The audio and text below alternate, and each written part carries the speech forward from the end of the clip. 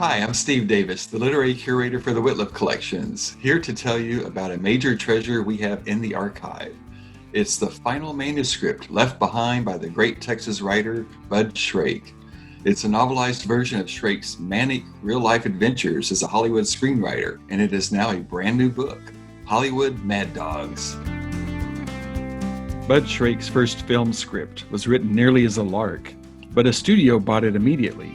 The paycheck was bigger than any of his highly respected novels had ever earned. The movie, starring Dennis Hopper, went into production right away.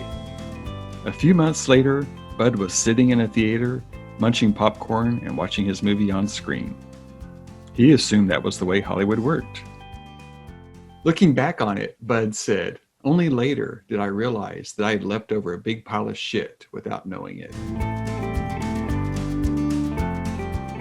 Okay, Bud in Hollywood must have been explosive. And that's how I feel about this novel. It gives you a real sense of that explosiveness, of this reaction of this kind of person from Texas, this true Texan, landing in this planet like Hollywood and, exploring it completely, right? It was 1979.